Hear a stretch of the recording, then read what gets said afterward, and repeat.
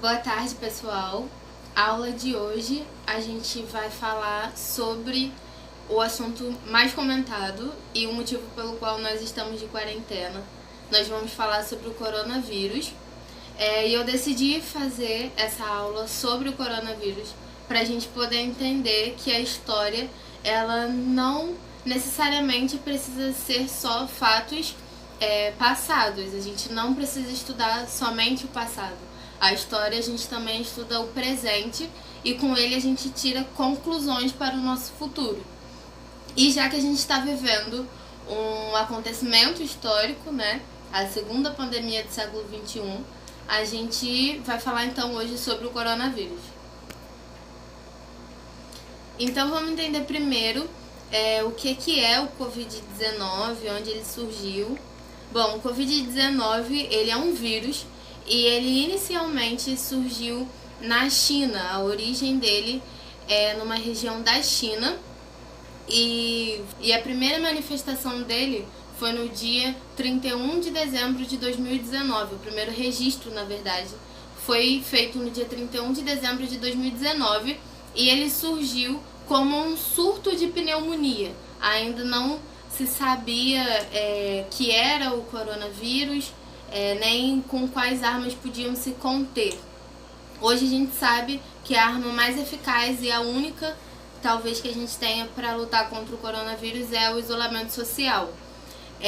E como ele surgiu apenas como um surto de pneumonia, não se tinha necessidade na época de se fazer o isolamento social. E por que então que ele recebeu o nome de Covid-19 ou coronavírus?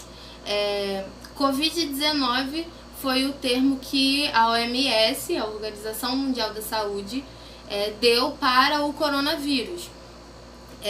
Covid-19 são as iniciais de coronavírus. O co vem de corona, o vi vem de vírus e o D é disease, que significa doenças em inglês. Então seria doença do coronavírus. E 19 porque foi o ano em que teve o primeiro registro, que foi o ano de 2019. Como então que o vírus se propaga e qual é a importância de você ficar em casa? Acredita-se, né, por estudos científicos, que o primeiro contato do ser humano com o vírus tenha sido feito por ingerir carne de animais, assim como outras doenças que também são transmitidas por vírus, né? A gripe suína, outras doenças transmitidas pelo vírus que tem na carne do boi ou da vaca. E por isso a gente não deve comer os animais, né? Começando por aí. Mas esse vírus, ele inicialmente teria sido por comer carne de animais e aí teria feito o contato, né? Se hospedou no corpo humano e de humano para humano ele se passa pelo ar através de espirros, de tosse, de superfícies contaminadas. Se você tiver contaminado, com a sua mão contaminada, e você pegar numa maçaneta, a próxima pessoa que também encostar na maçaneta também vai ser infectada, né? Levar a mão à boca, aos olhos. E assim é feita a transmissão do Covid-19. E é importante que você fique em casa, porque se todas as pessoas resolvem sair à rua, todas as pessoas continuam trabalhando, estudando normalmente, quem tiver infectado pelo simples ato de falar próximo de outra pessoa, pode contaminar essa outra pessoa. E uma pessoa infectada contamina no mínimo uma outra pessoa que ainda não está infectada. Então é importante que você fique em casa, que você se isole, para que o contágio seja menor e para que não superlote o sistema de saúde, que a gente vai falar mais lá pra frente quando a gente falar dos impactos sociais e econômicos do coronavírus para o nosso país. Mas continuando falando sobre a importância de você ficar em casa, o Brasil ele é o 6º país do mundo que mais tem mortes por coronavírus. Então, assim, o nosso isolamento, a nossa quarentena começou tem pouco tempo e de todos os países do mundo nós já somos o 6º que mais matou. Então é muito importante que você fique em casa. Falando numa perspectiva global agora, do mundo todo, até o dia 17 de março, a gente tinha contabilizado 300 mil mortes. No Brasil tinha sido em torno de 16 mil e no mundo todo mais de 300 mil mortes. Para que você tenha noção, isso seria equivalente a 4 estádios do Maracanã lotados. Então é como se todas as pessoas que morreram no mundo dessem para ocupar 4 vezes o estádio do Maracanã. Por isso é tão importante que você fique em casa. E a primeira pandemia que a gente teve no século XXI foi H1N1. Ela foi em 2009, então se você nasceu depois de 2009, meus alunos que nasceram depois de 2009 provavelmente não se lembram, mas para quem nasceu antes de 2009, seus pais, seus avós, lembram da H1N1, também chamada de gripe suína. A gripe suína ela também se apresentou como uma simples tosse no início e depois se desenvolveu para um vírus mais grave. Mas qual é a diferença então da gripe suína para o coronavírus? Por que na época da H1N1 a gente não precisou fazer esse isolamento social e com o coronavírus a gente precisa? Porque o coronavírus ele é 2 vezes mais letal do que H1N1.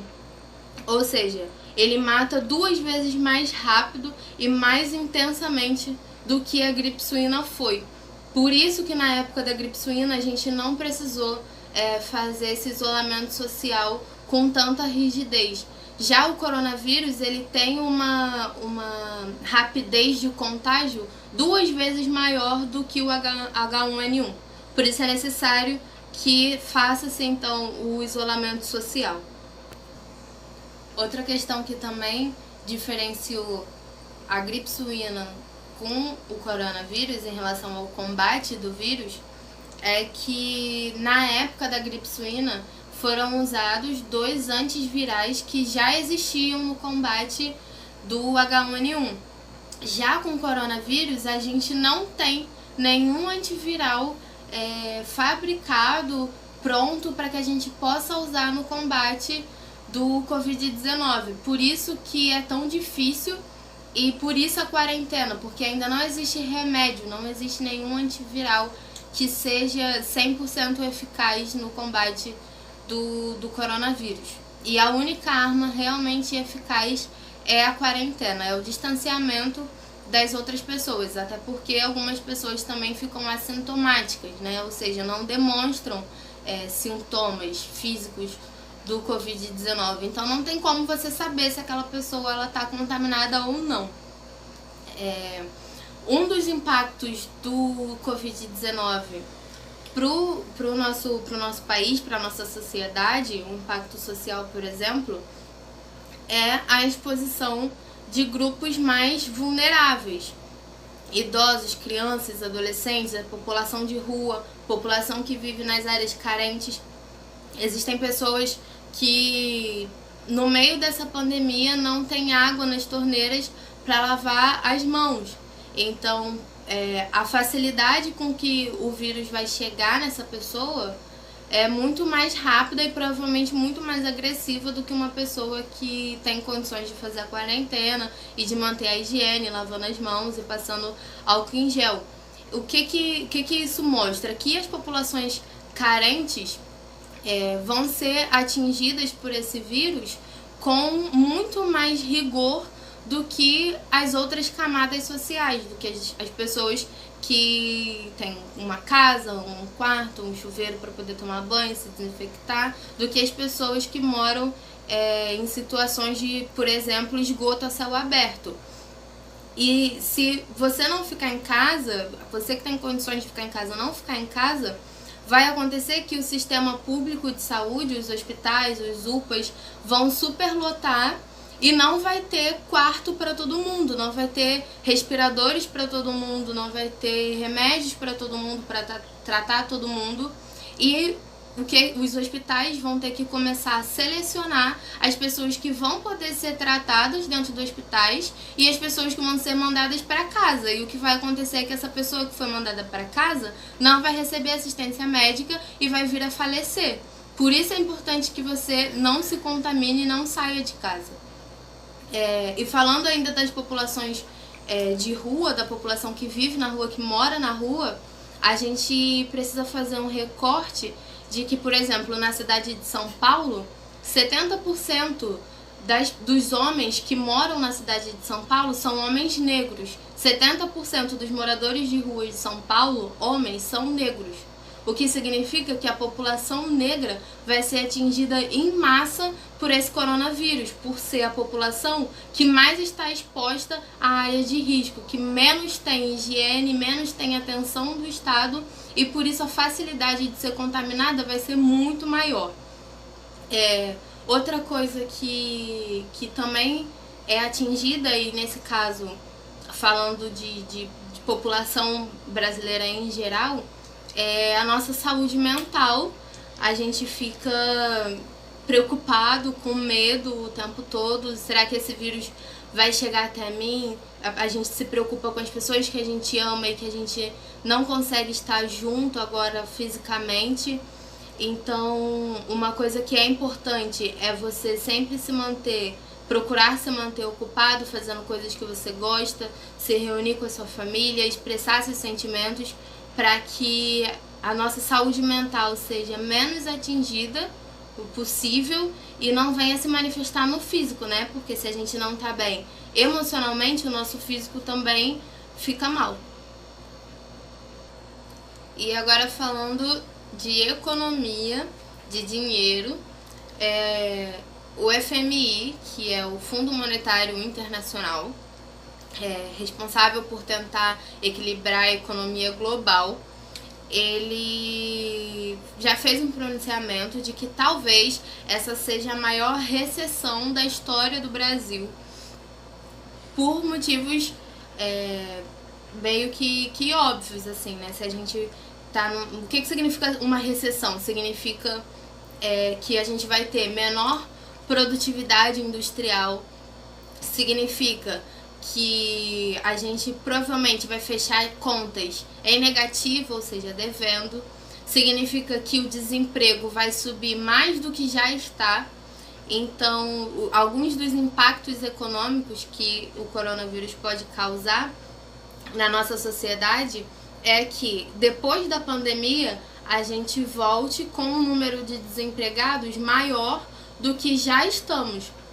Então, o número de famílias que vão diminuir a sua renda, o seu custo de vida, serão maior e provavelmente muito mais brasileiros vão terminar a pandemia endividados, né? O auxílio emergencial, que é uma coisa necessária para a maioria da população, não foi tão emergencial assim.